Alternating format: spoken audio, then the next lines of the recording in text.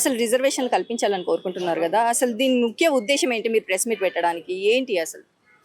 తెలంగాణ రాష్ట్రంలో 2018 సంవత్సరంలో ఈ ప్రైవేట్ యూనివర్సిటీ చట్టం తీసుకుని రావడం జరిగింది.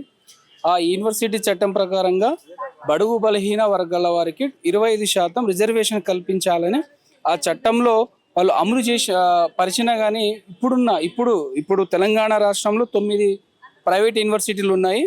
అందులో ఈ 25% ఇంప్లిమెంట్ చేస్తలేరని ఈరోజు సేవలాల్ సేన ఆధ్వర్యంలో ఎస్సీ ఎస్టీ బీసీ వర్గాలకు న్యాయం జరిగేలా ఈ పోరాటం కొనసాగించాలనే ఉద్దేశంతో బీసీ సంఘాలు, ఎస్సీ సంఘాలు, ఎస్టీ సంఘాలు కలిసి ఈరోజు ప్రెస్ మీట్ పెట్టడం జరిగింది. అంటే రిజర్వేషన్లు నడుస్తున్నాయి ఇప్పటికీ అనేసి అంటున్నారు. ఈక్వల్ గా నడుస్తున్నాయా, అందరికీ సమానంగా వస్తున్నాయా అనేసి మీరు అనుకుంటున్నారా? లేదు మేడం, ఈక్వల్ గా లేదనే కదా ఈరోజు ప్రెస్ మీట్ పెట్టింది. యాక్చువల్లీ వాళ్ళు చట్టం ప్రకారంగా 25% ఇస్తా అన్నారు. ఇక్కడ ఏం నడుస్తుందంటే యూనివర్సిటీలో యాక్చువల్లీ గవర్నమెంట్ సంబంధించిన యూనివర్సిటీలో గవర్నమెంట్ రూల్స్ ప్రకారంగా నడుస్తుంది. ఇక్కడ ప్రైవేట్ రంగంలో ఏమవుతుందంటే ప్రైవేట్ రంగంలో ఆ యూనివర్సిటీ యాజమాన్యం ఏ రకంగా ఫీజు రియంబర్స్మెంట్ కానీ ఫీజు ఎంత ఫిక్స్ చేస్తారో అంత వాళ్ళ ఇష్టం పరిధిలో ఉంది కాబట్టి ఆ పరిధి కాకుండా గవర్నమెంట్ రూల్స్ ప్రకారంగా నడవాలా. అలాగే ఈ బడుగు బలహీన వర్గాలకి 25% ఆల్రెడీ చట్టంలో ఉంది కాబట్టి ఆ ప్రకారంగా ఇవ్వాలా. ఇక్కడ యూనివర్సిటీలో ఏమవుతుందంటే మేనేజ్మెంట్ సీట్లు ఎవరు డబ్బు ఎక్కువ ఇస్తే వాళ్ళకి సీటు దొరుకుతుంది. ఎంబీబీఎస్ 1 కోటి ఇస్తే మీరు 1 కోటి ఇస్తే మీకే ఫస్ట్ సీటు, నేను 2 కోట్లు ఇస్తే నాకే మెడికల్ సీటు. వాళ్ళు మనకి వర్క్ వచ్చినా రాకున్నా కానీ సర్టిఫికేట్ ఇచ్చేస్తున్నారు ప్రైవేట్ యూనివర్సిటీలు. అలాగే అలా కావద్దనే ఉద్దేశంతోనే తెలంగాణలో విద్యా వ్యవస్థ ఆగమైతా ఉంది. దాని ఆపాలనే ఆలోచనతో ఈరోజు స్టార్ట్ చేయడం జరిగింది సేవలాల్ సేన ఆధ్వర్యంలో.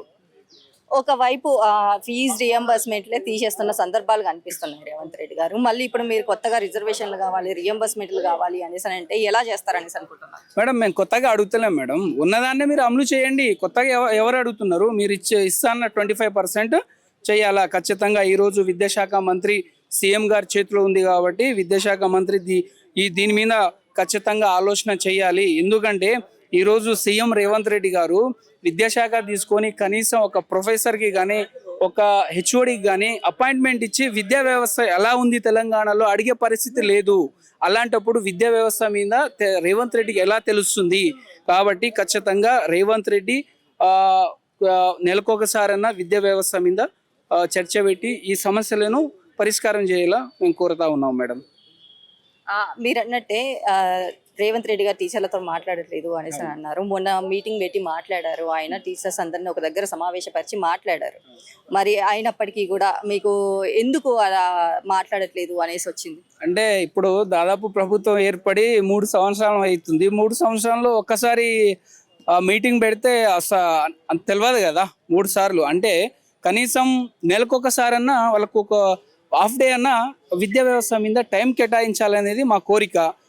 వచ్చి 3 సంవత్సరాలు అయిన తర్వాత నువ్వు ఒకసారి మీటింగ్ పెడితే ఎట్లా తెలుస్తుంది? అది న్యాయం కాదు. కాబట్టి మా కోరిక ఏంటిదంటే విద్యా వ్యవస్థ భారతదేశానికి ఫ్యూచర్లో ఒక మంచి స్థాయిలో వెళ్ళాలంటే విద్యార్థులు చాలా ముఖ్యం. కాబట్టి విద్యా వ్యవస్థ మీద ఫోకస్ పెట్టాలనేది మా డిమాండ్ విద్యార్థి సంఘాల తరఫున.